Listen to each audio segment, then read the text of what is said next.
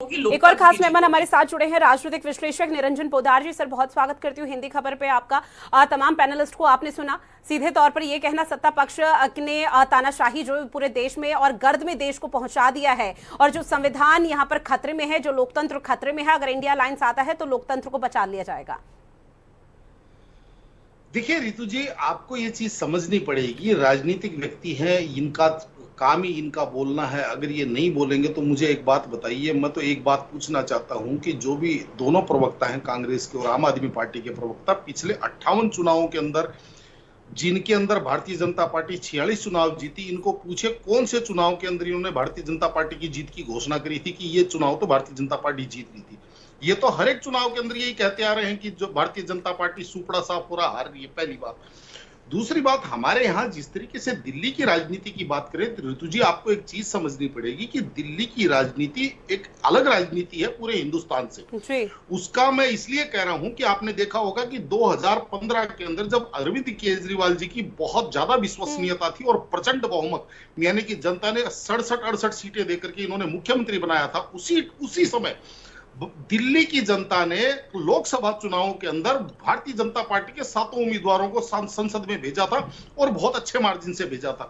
यानी कि आप ये समझ लीजिए 53% वोट देकर के बीजेपी को जिताया था। उसके बाद में 2019 में भारतीय जनता पार्टी को 56.5% वोट देकर के भारतीय जनता पार्टी को संसद में भेजा 7 सीटें, और उसके 10 महीने बाद में विधानसभा के चुनाव होते हैं तो आम आदमी पार्टी को फिर 62 सीटें देकर के और विधानसभा में काबिज करते।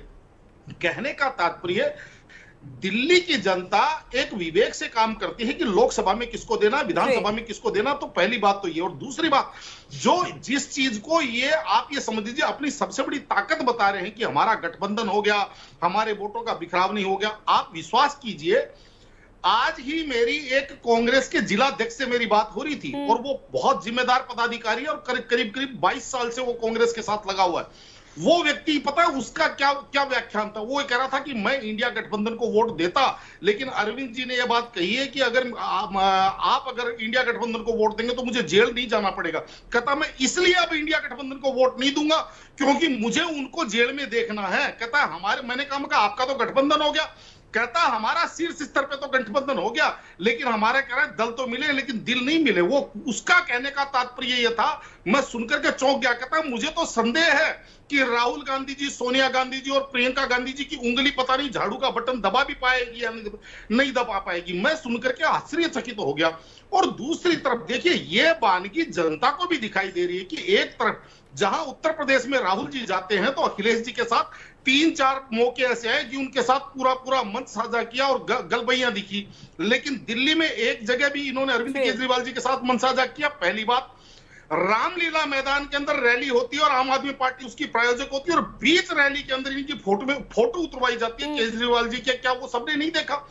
चौथी बात, सबसे महत्वपूर्ण, परसों राहुल जी का एक बयान आपने सुना होगा। उस बयान को मीडिया ने, मेरे को समझ में नहीं आया क्यों नहीं इतना महत्व दिया, कि उन्होंने कहा कि एक समय में 2 मुख्यमंत्री गिरफ्तार हुए लेकिन आदिवासी मुख्यमंत्री को जमानत नहीं मिली और स्वर्ण कास्ट मुख्यमंत्री को जमानत मिल गई। यानी कि अरविंद केजरीवाल जी के जमानत पे भी अघोषित रूप से उन्होंने सवाल उठाया। तो कहने का तात्पर्य कि जनता इन चीजों को देख नहीं रही है क्या? तो मेरा ये मानना है, पहली बात, 16-17% वोटों का ऑलरेडी अगर दोनों को मर्ज कर दिया जाए, मैं ये मान के चलूं कि दोनों के वोट आपस में शिफ्ट हो जाएंगे तो भी 16-17% वोटों का डिफरेंस है। तो आप ये बताइए कि आज जिस तरीके से विश्वसनीयता का अभाव है, चाहे वो स्वाति जी का झंझट चल रहा है, चाहे जो भी झंझट चल रहा है, सच है झूठ है मुझे नहीं पता, लेकिन जिस तरीके से आज एक विश्वसनीयता की तो कहीं ना कहीं कमजोरी नजर आ रही है, अभाव नजर आ रहा है। और ये विश्वसनीयता की जो कमजोरी है वो न सिर्फ आज से बल्कि लंबे समय से इस तरह से देखने को मिल पा रही है।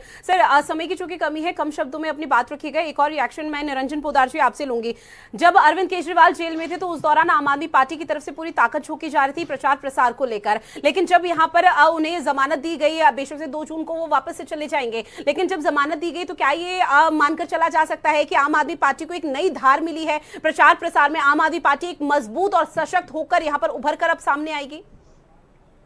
अब देखिए रितु जी, अपना अपना विचार है। मेरा तो ये मानना है कि वो जब तक जेल में थे तब तक कम से कम एक प्रतिष्ठा बची हुई थी। जेल से आने के बाद में जिस तरीके से सारा का सारा एपिसोड हुआ है कि जनता का सड़कों के ऊपर अभाव देखा गया। आपने देखा होगा अरविंद जी, जब भारतीय जनता पार्टी के मुख्यालय तक जब वो मार्च निकाल रहे थे, 200 लोग भी नहीं थे। एक तो वो चीज आपने देखी होगी, आधे घंटे में धरना खत्म कर दिया। और दूसरी तरफ ये स्वाति जी वाली आफत, यानी कि अरविंद जी को अगर जमानत नहीं मिली होती तो ये नए बखेड़े और नहीं होते।